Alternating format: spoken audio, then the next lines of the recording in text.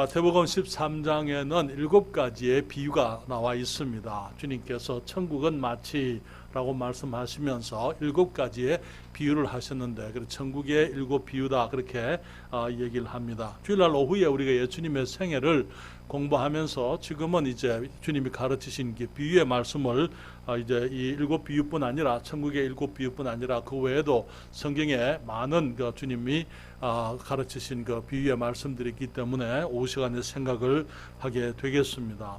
이 천국이라고 했을 때 천국은 우리가 생각하는, 우리가 사모하고 그리워하는 그 천국을 말하는 것이 아니라고 말씀을 드렸어요. 이 천국은 주님의 주권을 인정하는 사람들의 세상을 의미하는 것이다. 다시 말하면 하나님이 계신 줄을 알고 하나님이 모든 것을 다스리는 줄을 알고 있는 사람들의 세상, 다시 말하면 또 그리스도를 주님으로 부르는 사람들의 세상, 혹은 교회 시대의 우리들의 삶에 우리들의 교회 시대 안에 일어날 수 있는 여러 가지 모습들, 그 일들을 주님이 말씀하고 있는 것을 우리가 보게 됩니다. 여기에 이 7가지의 비유가 있는데요. 이 7가지의 비유는 주님께서 이 땅에 교회를 세우시고 재림하셔서 이 땅에 이제 심판하실 그때까지의 모습이 이제 그때까지에 있게 될 여러 종류의 그리스도인들의 모습을 7가지의 비유로 말씀을 하고 있다고 말씀을 드렸어요. 또 믿는 사람들의 여러 모습들을 우리가 여기서 볼 수 있습니다. 믿는다 하는 사람들의 삶의 형태를 여기 7가지 비유에서 생각해 볼 수 있고요. 또 여러 가지 모습을 가지고 있는 교회들과 또 교회들 안에서 또 밖에서 교회로 인해서 일어나는 여러 현상들을 우리가 볼 수 있습니다. 씨 뿌리는 자의 비유를 생각할 때에 그 비유에서 우리는 여러 종류의 밭이 있다. 그 밭은 사람의 마음인 것을 우리가 함께 생각을 했습니다. 여기에 돌밭, 길가와 같은 그런 밭, 이 너무나 굳어 있어서 이 씨앗이, 말씀의 씨앗이 들어갈 수가 없는 그런 굳어버린 땅들이 있다고 말씀을 드렸고, 그리고 돌밭, 여러 가지 세상에 여러 가지 이 깊이가 없는 그런 밭들, 그런 것들로 인해서 기쁨으로 잠시 말씀을 받긴 하지만은 이 환란이나 어떤 어려움이 있을 때 금방 사라져가 버리는 그런 믿음들이 있다고 말씀 우리가 함께 생각을 했습니다. 가시밭 또 우리가 생각을 했고요. 옥토가 어떤 밭인지 함께 생각을 했습니다. 가라지의 비유의 소리는 교회 안에 사탄의 자녀들이 있을 수 있다는 것을 우리가 함께 생각을 했고요. 겨자씨의 비유에서는 비록 겨자씨가 작은 것이지만 나중에 큰 나무가 되어서 나무보다 더 큰 나무가 되니까 거기에 온갖 새들이 와서 깃들였다 하는 그 말씀 속에서 교회가 비록 작게 시작은 되지만은 나중에 위대한 영향력과 생명력을 가지고 있다는 사실을 함께 생각을 했습니다. 뿐만 아니라 이 작은 것으로 시작되어진 교회가 온 세상에 미칠 영향, 어떤 영향을 온 세상에 미칠 수 있는지, 그리고 또 거기에 꼬여드는 악한 세력들의 모습들을 우리가 함께 생각을 하기도 했고요. 지난번에 우리가 생각한 것은 누룩의 비유였습니다. 누룩의 비유에서 이 성경에서 말하고 있는 누룩은 죄와 거짓 교리를 상징하는 것이라고 말씀을 드렸어요. 그렇기 때문에 교회 안에 죄와 거짓 교리를 용납하게 될 때 교회가 전체적으로 부패해버리는 것을 우리가 보게 됩니다. 우리는 역사 가운데 죄를 용납했기 때문에, 거짓 교리를 용납했기 때문에 부패해버리고 사라져버리는 그런 많은 교회들을 봤습니다. 그랬기 때문에 우리가 우리 교회 안에 주님이 미워하시는 죄악들이 들어오지 않도록, 또 죄악된 세상의 문화가 교회 안에 들어오지 않도록 우리가 조심해야 되고 경계를 해야 한다는 사실을 함께 생각을 했습니다. 오늘은 밭에 감추인 보화의 비유입니다. 주님 말씀하시기를 천국은 마치 밭에 감추인 보화와 같으니 사람이 이를 발견한 후 숨겨두고 기뻐하여 돌아가서 자기의 소유를 다 팔아 그 밭을 샀느니라, 그렇게 말씀을 했습니다. 물론 우리는 이미 주님께서 하신 이 말씀 가운데 거기에 여러 요소들이 무엇인지 우리가 함께 다 알고 있습니다. 성경은 말하기를 밭은 세상이라고 마태복음 13장 38절에 말씀을 하고 있습니다. 여기에 이 보화라고 하는 것은 이제 지금 우리 7이 비유의 주제인 교회를 말하는 것입니다. 천국, 이 교회를 의미하는 것이고, 그리스도께서 이 세상에 있는 교회를 보시고는 그 교회를 사시기 위해서 그분이 가지고 있는 그 모든 것을 다 팔아서 교회를 사셨다 할 때 이 세상을 사셨다, 그렇게 주님이 말씀을 하고 있는 것이죠. 그것이 여기에 이 비유가 가르치고 있는 근본적인, 가장 기본적인 의미인 것입니다. 우리 빌립보서 2장 5절부터 8절에 있는 말씀을 성경을 펴실까요? 빌립보서 2장 5절부터 8절에 있는 말씀을 펴시고 우리가 함께 이 말씀을 읽겠습니다. 우리 하나님이신 예수 그리스도께서 이제 교회를 위해서 죄인들을 구원하시려고 주님께서 자기의 모든 것을 다 희생하셨다 하는 것을 우리가 이 말씀 가운데 배울 수가 있는데요. 빌립보서 제2장 5절부터 8절까지 찾으신 분들 다 같이 읽습니다. 다 함께 읽겠습니다. 너희 안에 이 마음을 품으라. 곧 그리스도 예수의 마음이니 그는 근본 하나님의 본체시나 하나님과 동등됨을 취할 것으로 여기지 아니하시고 오히려 자기를 비어 종의 형체를 가져 사람들과 같이 되었고 사람의 모양으로 나타나셨음에 자기를 낮추시고 죽기까지 복종하셨으니 곧 십자가에 죽으심이라. 이 말씀에서 주님께서는 이 세상의 한 보화를 발견하셨다고 말하고 있는 것입니다. 그리고 그 보화를 얻기 위해서 세상을 사시는데 자신이 가지고 있는 모든 것을 다 버리셨다고요. 그 다 값으로 주셨다고 얘기를 하고 있는 것입니다. 그분은 하나님과 동등되신 분입니다. 하나님 자신이시죠. 그러나 하나님과 동등됨을 취할 것으로 여기지 않으셨습니다. 그리고 세상에 있는 그 보화를 위해서 주님께서 사람이 되어 이 땅에 오셨습니다. 사람을 구원하시려고 하니까 그분이 자신이 사람이 되셨던 것이죠. 종의 형체를 가져서 주님이 모든 천군 천사들의 예배와 경배를 받으시고 존귀와 찬양을 홀로 받으시기에 합당하신 분이시지만은 그분이 섬기는 자로 이 땅에 오셔서 종의 형체를 가지셨습니다. 창세 전부터 아버지와 함께 가지고 계셨던 그 영광을 내려놓으셨고 모든 예배와 경배 찬양을 내려놓으셨고 주님께서 만유의 창조주로서 만물을 다스리시는 그분의 권세를 내어놓으셨습니다. 그리고 이 땅에 우리들의 세상에 우리와 같은 모습으로 오셔서 자기를 낮추시고 사람들로부터 천대와 멸시를 주님이 당하셨더랬어요. 질고를 알게 되고 고난을 경험하셨습니다. 결국 하나님께서 사람이 되어서 사람의 삶을 사시다가 사람의 죽음을 당하셨고 사람의 무덤 속에 묻혔던 것입니다. 여기 성경은 말하기를 천국은 마치 밭에 감추인 보화와 같다고요. 한 사람이 이를 발견한 후 그 보화를 숨겨두고 기뻐하여 돌아가서 자기의 소유를 다 팔아서 그 밭을 샀다 그렇게 말하고 있는 것입니다. 사랑하는 여러분, 첫째로 우리는 이 말씀 이 비유에서 교회의 가치를 보여주는 비유인 것을 보게 됩니다. 밭에 감추인 보화 말씀을 드린 것처럼 그 교회를 의미하는 것입니다. 이 교회는 이 땅에서 예수 그리스도를 믿는 사람들로 이루어지게 되는 것이지요. 아침에도 말씀을 드렸습니다만 마태복음 16장 13절부터 19절까지 성경 말씀을 함께 펴시고 오후 시간에는 우리가 성경을 같이 펴니다. 그리고 함께 말씀을 읽습니다. 마태복음 16장 13절부터 18절까지 19절까지 말씀을 읽습니다.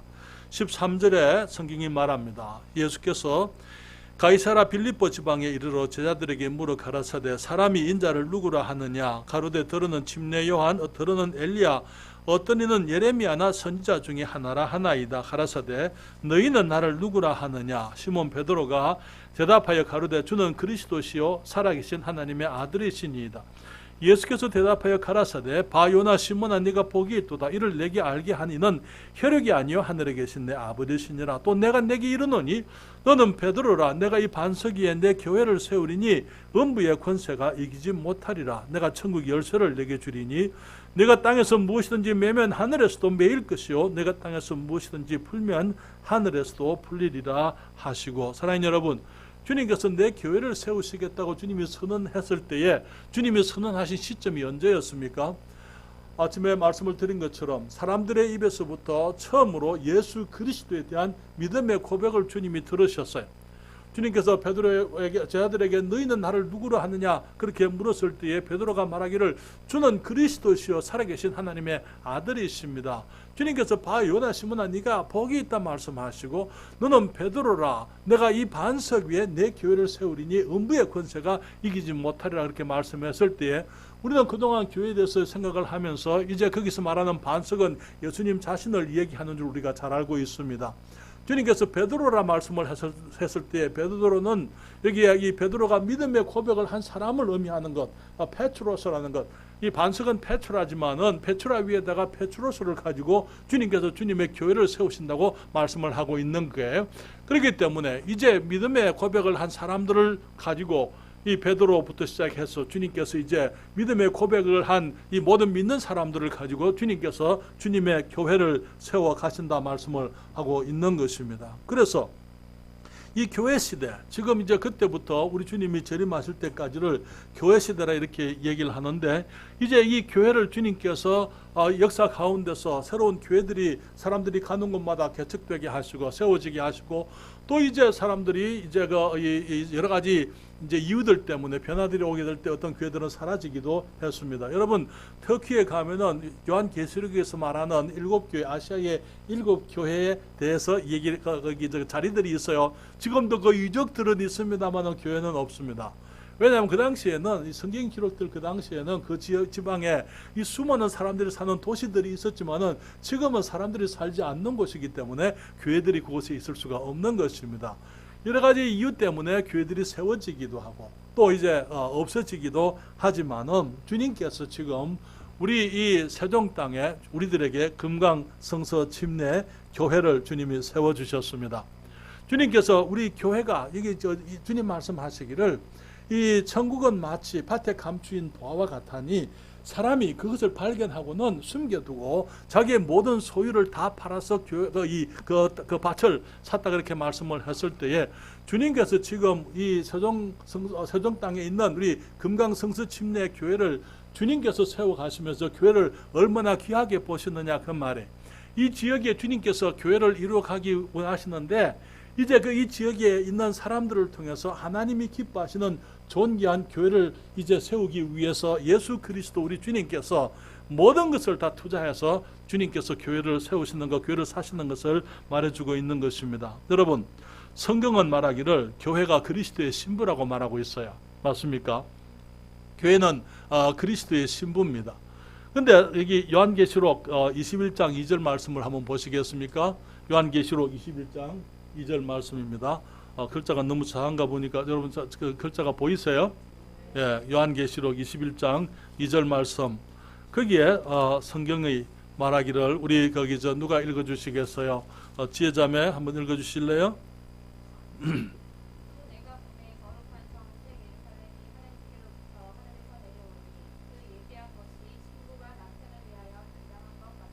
네. 주님 말씀하시기를 거룩한 성 새 예루살렘이 지금은 이제 모든 인간의 역사가 끝이 나고 이제 새하늘과 새 땅이 열릴 때를 얘기하는 것입니다. 그때 거룩한 성 새 예루살렘이 하늘에서부터 내려오는데 그 예루살렘의 구성원들이 누굽니까? 주님의 교회인 거죠. 구원받은 사람들을 의미하는 것입니다. 그 예비한 것이 신부가 남편을 위하여 단장한 것 같더라 그렇게 말씀을 하고 있습니다. 여러분, 잠깐 저를 보십시오. 우리 하나님께서 창세 이전부터 한 가지 바람이 있었어요. 한 가지 바람이 있었습니다.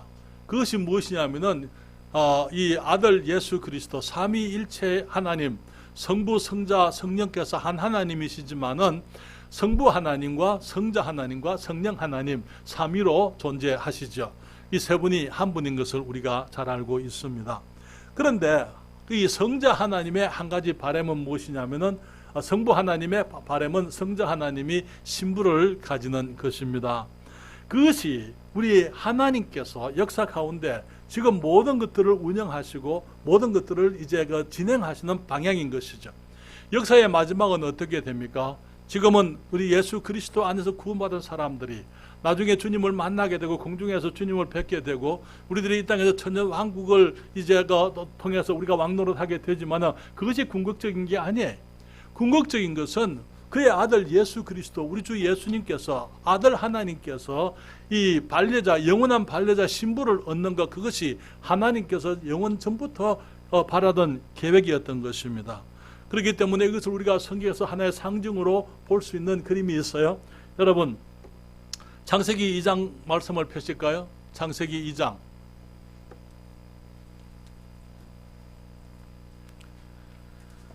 창세기 2장 18절하고 21절부터 25절까지 있는 말씀을 보십니다. 창세기 2장 18절 다 같이 읽습니다. 다 찾으셨습니까? 함께 읽겠습니다. 여호와 하나님이 가라사대 사람의 독처하는 것이 좋지 못하니 내가 그를 위하여 돕는 배필을 지으리라 하시니라. 21절부터 25절입니다. 여호와 하나님이 아담을 깊이 잠들게 하시니 잠들매 그가 그 갈빗대 하나를 취하고 살로 대신 채우시고 여호와 하나님이 아담에게서 취하신 그 갈빗대로 여자를 만드시고 그를 아담에게로 이끌어 오시니 아담이 가로되 이는 내 뼈 중에 뼈요 살 중에 살이라. 이것을 남자에게서 취하여 선적 여자라 칭하리라 하니라. 이러므로 남자가 부모를 떠나 그 아내와 연합하여 둘이 한 몸을 이룰지로다. 아멘. 거기까지만 읽었습니다. 주님께서 먼저 남자를 지었을 때에 주님께서 남자가 일을 할 수 있도록 남자 외에도 수많은 동물들을 지으셨습니다. 주님께서 이 모든 세상을 이 아담이 다스리게 하셨지만은 아담이 홀로 온 세상을 다스리는 것을 보시고는 좋지 않다 그렇게 말씀을 하셨어요. 선하지 않다. 하나님께서 지으신 모든 것이 다 선했지만은 남자가 혼자서 일하는 것, 그것은 주님이 좋지 않다라고 그렇게 말씀을 하신 것입니다. 그러면서 주님께서 아담으로 깊이 잠들게 하시고 아담의 갈빗대를 취해서 그것으로 이제 여자를 신부를 아내를 만들어서 아담에게 데려오셨던 것을 보게 되는 것입니다.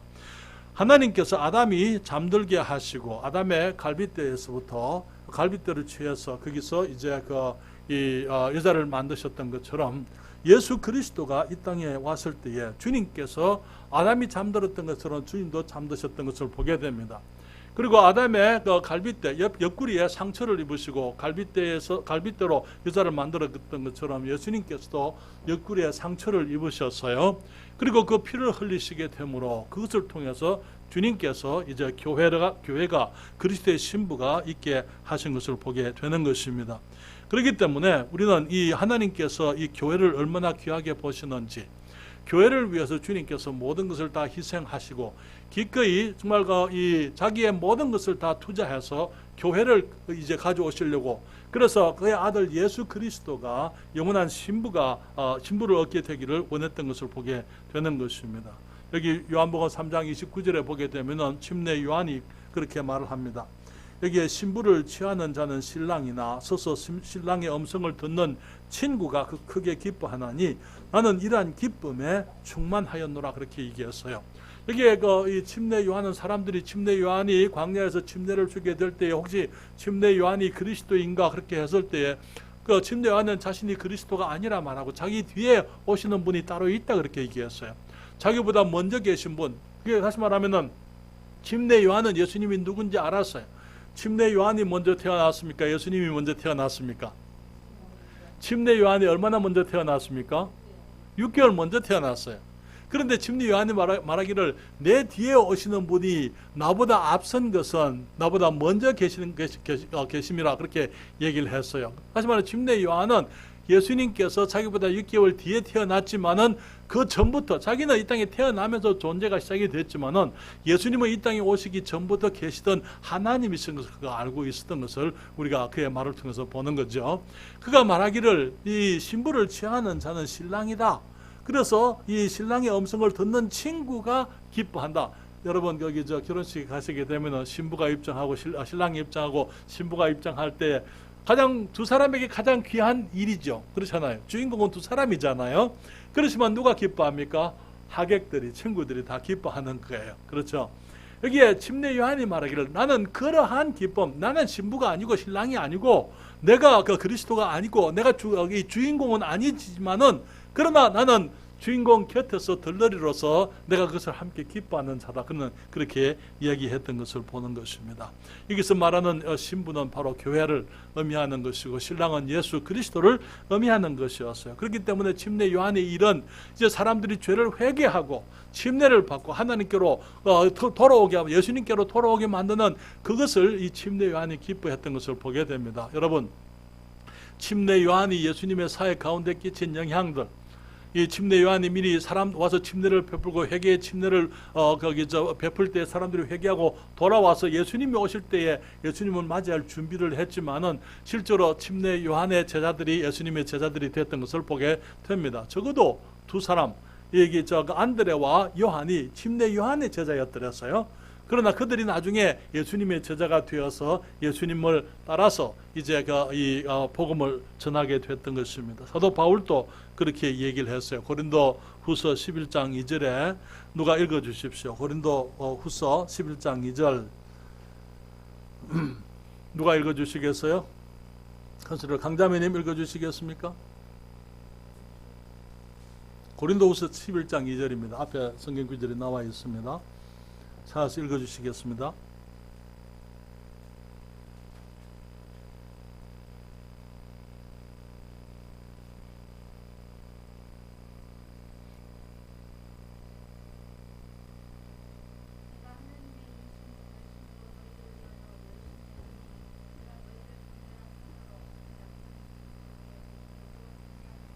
네, 사도 침례 요한이 사람들을 주님께로 인도하는 사람이었다면 마찬가지로 바울도 그렇게 얘기를 했어요. 내가 하나님의 열심으로 너희를 위하여 열심을 내노니 내가 너희를 정결한 처녀로 한 남편인 그리스도께 드리려고 중매함이로다. 이 고린도 교회도 마찬가지로 우리 주님의 이제 신부로 이제 이루어져 가는 사람들로 모여 있었던 것입니다. 그래서 이 비유는 교회의 가치, 교회를 얼마나 귀하게 보셨냐, 주님께서 모든 것을 투자해서 교회를 사시려고 하는 그런 교회의 가치를 보여주는 비유였습니다. 두 번째로 교회를 위한 그리스도의 헌신을 보여주는 비유입니다. 교회를 위해서 그리스도께서 자신의 모든 것을 주셨다고 성경에 말하고 있어요. 자기의 소유를 다 팔았다고요. 다 팔아서 그 밭을 샀다 그렇게 말씀을 했습니다. 세상에 있는 교회를 얼마나 그 보화를 얼마나 귀하게 보시는지 모든 것을 다 내려놓으셨어요. 성경은 말하기를 예수님께서 한 남편으로서 교회를 위해서 자기 아내를 위해서 모든 것을 다 주신 것 같이 그렇게 교회를 사랑했다 그렇게 말씀하고 있는데요. 에베소서 5장 25절부터 32절까지 성경을 펴십니다. 에베소서 제5장 25절부터 32절까지 우리 임진구 형제 큰소리를 좀 읽어주세요.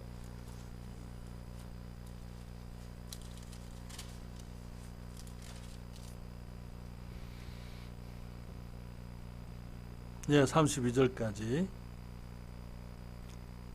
25절부터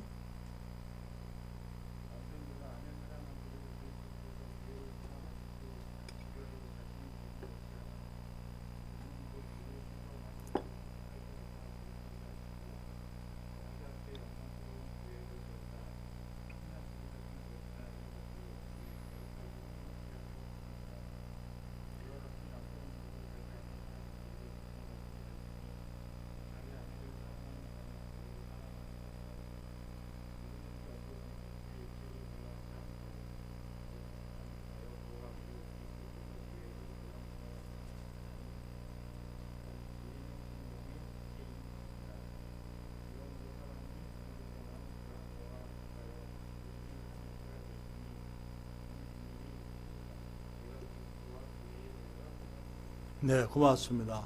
주님 말씀하시기를 남편들아 아내를 사랑하기를 그리스도께서 교회를 사랑하신 것 같이 그렇게 하라. 위하여 자신을 사랑하시고 위하여 자신을 주셨다고 말하고 있잖아요. 그렇죠? 자신을 주신 것 같이 하라 그렇게 말씀을 했습니다. 남편들도 자기 아내 사랑하기를 제 몸같이 할지니 자기 아내를 사랑하는 자는 자기를 사랑하는 것이다. 그렇게 말씀하시면서 여기에 그리스도께서 교회를 보양함과 같이 우리가 주님께서 우리 교회를 보양하실 때 자기의 모든 것을 다 주셔서 보호하시고 양육하신다 그렇게 말씀을 하고 있는 것이지요. 여기에 주님께서 하시는 말씀이 이것은 남편과 아내 부부 간의 도리를 얘기하지만은 그러나 사실은 그 비밀은 예수 그리스도와 교회에 관한 비밀이다 그렇게 말씀을 하고 있습니다. 그래서 그리스도께서 교회를 사랑하실 때에 모든 것을 다 주시고 그런데 주님께서 교회만 사지를 않으셨어요. 주님께서 보화를 사시기 위해서 그 밭을 샀다고 말씀을 하고 있는 것입니다. 여러분, 우리가 시골에 조금만 나가면 시골이잖아요. 그렇기 때문에 시골에 뭐가 있는지 우리가 잘 압니다. 시골에는 보화들이 가득히 있어요. 다시 말하면 땅을 파고 거기 우리들이 경작을 하게 되면 아름다운 것들이 많이 나옵니다만은 그러나 아름다운 것들만 있지를 않습니다. 그렇게 하기 위해서는 우리가 일을 해야 되지만은 여기에 그 사람이 보화를 사기 위해서 밭을 다 샀다는 말은 무슨 말입니까? 그 보화만 내가 찾아가 보화만 산 게 아니고 밭을 산 것은 전부를 다 샀다 그 말이잖아요. 거기에는 보화만 있지를 않았을 겁니다. 거기는 온갖 잡초들이 가득했을 거예요. 거기는 온갖 돌덩이들이 또 가득했을 거예요. 그렇죠.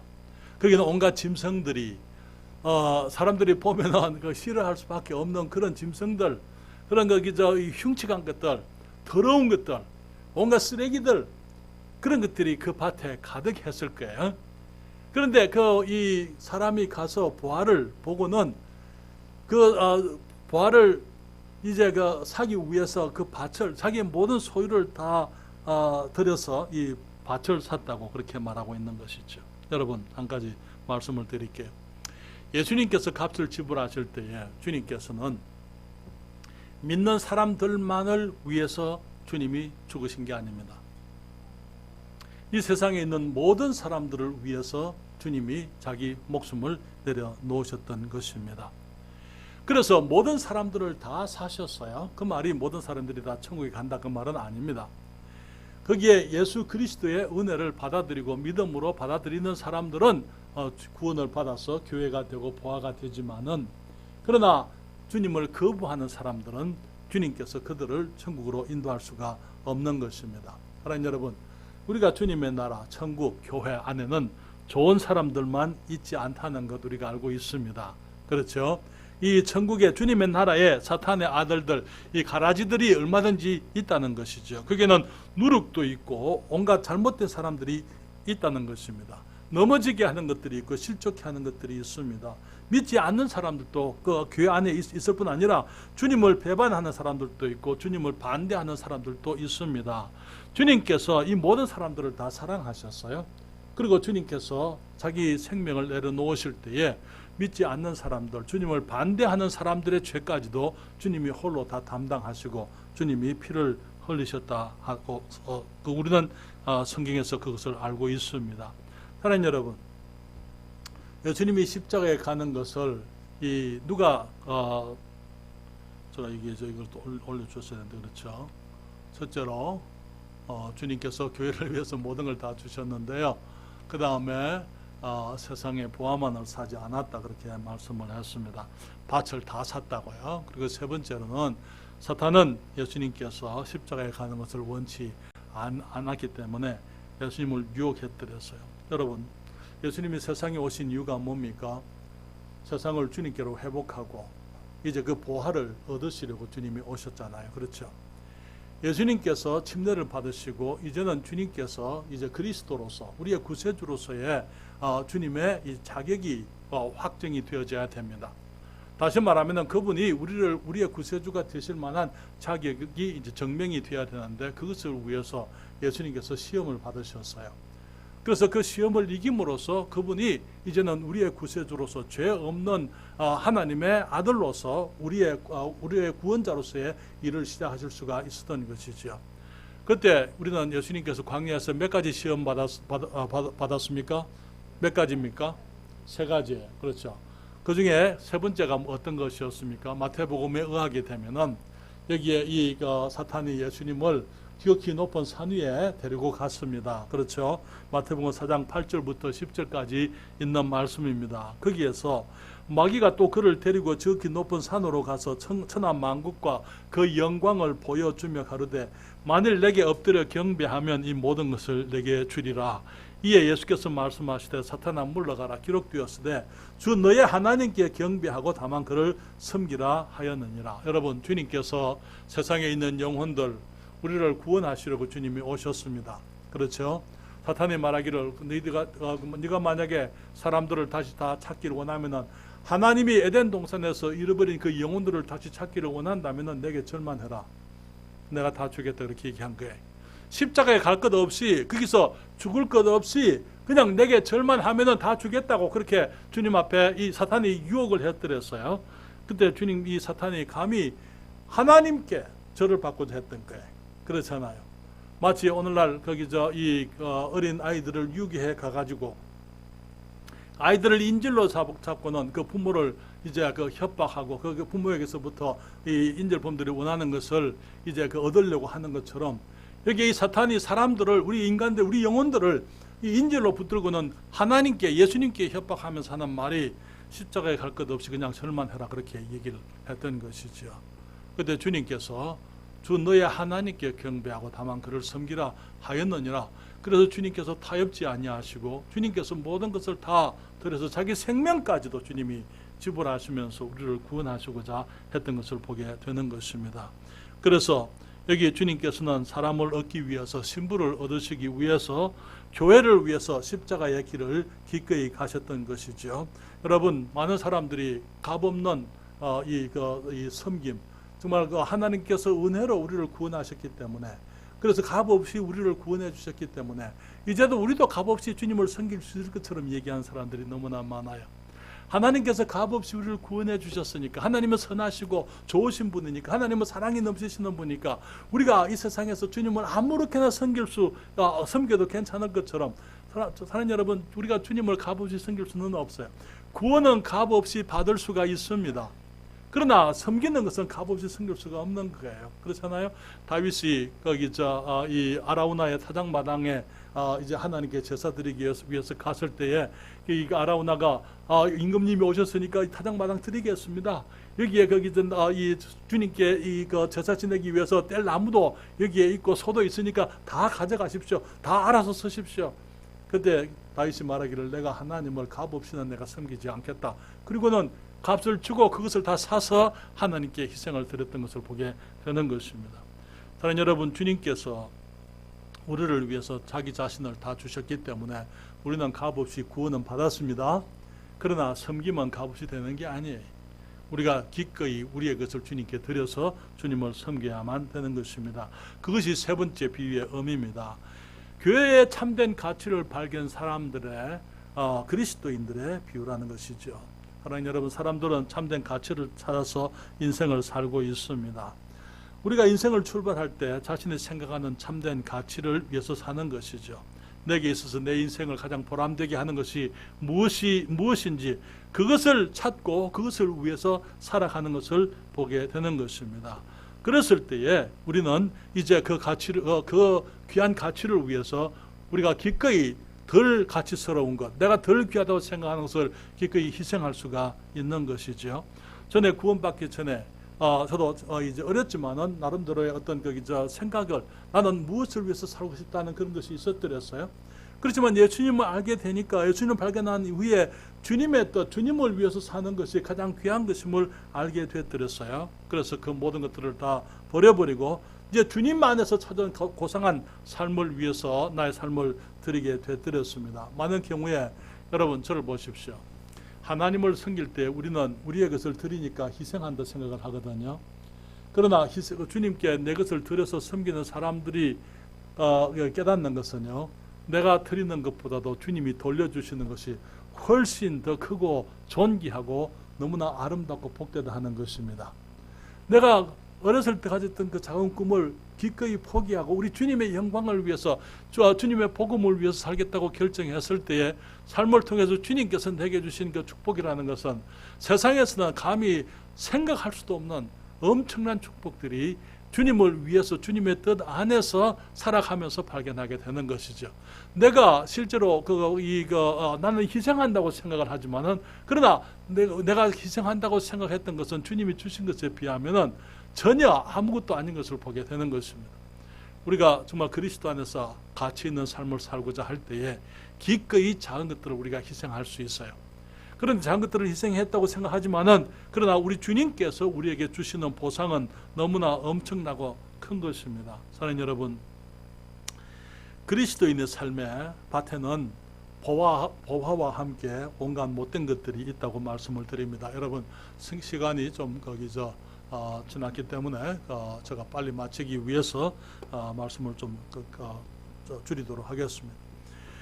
그리스도인의 삶의 밭에는 온갖 보화들이 있지만은 보화들과 함께 보화가 아닌 것들도 있다는 사실을 우리가 기억을 해야만 됩니다. 다시 말하면은 주님을 섬기는 일에 좋은 일들만 있는 것은 아니다라는 것이죠. 우리가 주님을 섬기게 되면은 때로는 눈물을 흘려야 될 때가 있습니다. 때로는 고통을 당할 때가 있습니다. 때로는 인내를 해야 될 때가 있는 것입니다. 때로는 양보를 해야 될 때가 옵니다. 내가 사람들의 불의한 것들을 용납하고 용서하고 받아들여야 되고, 사람들을 사랑하는 고통, 사랑스럽지 못한 사람들을 사랑하는 것이 어려워요. 사랑하지 않는 사람들을 사랑한다는 것이 힘든 것입니다. 사랑하고 사랑의 값, 사랑의 상처를 입게 되는 일이 너무나 쉬운 것입니다. 너무나 많은 것입니다. 우리가 주님을 섬기고 주님을 위해서 정말 가장 가치 있는 삶을 위해서 우리들이 투자를 하지만은 모든 것을 희생했다 그러지만은 그러나 아름다운 것들과 함께 아름답지 못한 것들, 이 고통스럽고 어려운 것들이 함께 오게 되어져 있다는 것입니다. 우리가 그리스도 안에서 귀한 것을 찾아 살지만은 그것과 함께 못된 것들이 함께 우리를 찾아올 수가 있다는 것입니다. 사람들로부터 이용당할 수도 있어요. 사람들로부터 배신당할 수도 있습니다. 사람들이 배신하는 것에 대해서 저는 그런 일이 왜 있느냐 생각을 했었어요. 그런데 실제로 이제 그런 길을 경험하게 되니까 우리 사람들이 얼마나 정말 악하고 우리 사람들이 상상할 수 없는 게, 어떤 사람들은 죄를 범하면서도 그것이 죄인 줄을 알지 못하고 당연히 그렇게 해도 되는 줄로 생각하고 그렇게 살아가는 사람들이 얼마든지 있는 것입니다. 그 우리 인간들의 모습을, 우리들의 철저히 타락되어진 모습들을 우리가 그렇게 보게 되는 것이죠. 사람들을 사랑하고 발길에 채일 수도 있고요. 오해와 핍박이 있을 수도 있습니다. 그리스도인의 삶에 정말 아름다운 것들이 풍성하지만은, 그러나 그리스도의 삶에는 마찬가지로 여기에 위험한 것들, 악한 것들, 더러운 것들, 추악한 것들, 깨끗이 못한 것들, 우리를 기쁘게 할 수 없는 것들, 우리를 힘들게 만들고 어렵게 만드는 것들이 함께 있다는 것이죠. 그럴 때 우리는 어떻게 해야 되겠습니까? 좋은 것만 골라야 되겠죠. 그렇죠? 좋은 것만 골라서 우리가 취하고 나쁜 것을 다 버릴까요? 그런 것을 그렇게 선택할 수 있는 것이 아니에요. 우리 주님을 위해서 살아가는 삶에는 온갖 어려움들이 함께 있는 것입니다. 그렇기 때문에 주님께서 말씀하시기를 자기 십자가를 지고 나를 좇지 않는 자는 내게 합당하지 아니하다, 그렇게 말씀한 거예요.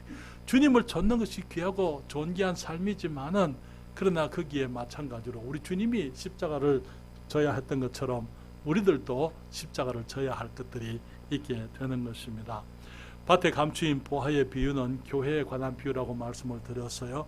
교회 가치를 의미하는 것이죠. 그리스도께서 모든 것을 다 희생하셨습니다. 그리스도께서 교회를 얼마나 귀하게 보시는지 자기의 모든 것을 다 희생하시고 투자하셨다고 말씀을 하고 있습니다. 또 이 교회를 사기 위해서 밭을 사셨다고, 보화만 산 게 아니고 밭을 사셨다고요. 그래서 주님께서 여기에 있는 이 세상에 있는 모든 사람들을 위해서 주님이 죽으셨다는 사실을 함께 보면서 우리들도 마찬가지예요. 우리들도 가치 있는 삶을 살고자 합니다. 그리스도 안에서 가치 있는 것을 발견합니다. 우리가 그리스도 안에서 우리가 모든 것을 투자해서 희생하고 주님을 위해서 살고자 할 때에 거기에 좋은 것만 있는 것이 아니라는 것, 정말 주님이 귀하고 복된 것을 주시지만은 마찬가지로 예수님의 이름 때문에 우리가 때로는 멸시도 당하고 무시도 당하고 또 오해도 당하고 우리가 고통을 당하는, 핍박을 받고 하는 그런 일들이 얼마든지 있을 수가 있다는 것이죠. 그렇기 때문에 우리들이 그렇다 하더라도 우리가 주님을 사랑하고 정말 그리스도인의 삶이 귀한 것이기 때문에, 아름다운 것이기 때문에, 거기에 복음을 위해서 사는 것이 너무나 복되고 영광스러운 삶이기 때문에 우리는 우리의 모든 것을 다 들여서 주님을 위해서 살아야 될 줄 믿습니다. 여러분, 교회, 금강성서 침례교회는 우리 주님께서 모든 것을 다 주셔서, 여러분 지금 이 교회를 세우기 위해서 그동안에 우리들이 많은 분들이 희생하고 투자했던 거 우리가 알고 있어요. 하나님께서 하신 거예요.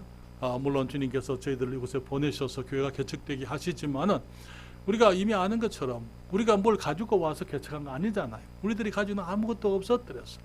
그렇지만 주님께서 귀한 것들을 우리들에게 맡기시고 투자하시고 우리가 주님의 귀한 일들을 이루어가게 하셨습니다. 제가 믿기로 우리 금강성서 침례교회에 하나님께서 더 귀하고 존귀한 것들을 앞으로 많이 주실 거예요.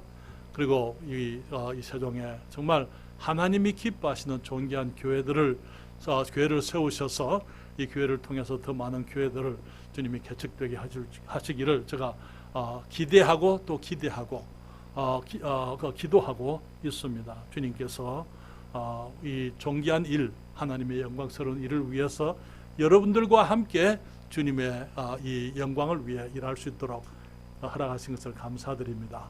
우리가 가장 가치 있는 우리 주님의 영광을 위한 하나님의 교회를 위해서 또 이 복되고 아름다운 영적 삶을 위해서 우리의 모든 육신의 것들을 다 기꺼이 희생하고 투자하고 주님의 영광을 위해서 살아갈 수 있게 되기를 바랍니다. 그리고 거기에는 아름다운 것들이 있겠지만 아름다운 것만 있는 게 아니에요. 때로는 더 큰 시련들이 있을 수가 있다는 것. 그렇지만 우리 집사님 오늘 기도하신 것처럼 당당하게 우리들이 믿음에 주눅 들지 말고 우리들이 세상을 두려워하지 않고 우리가 믿음으로 복된 일들을 이루어가게 되기를 바랍니다.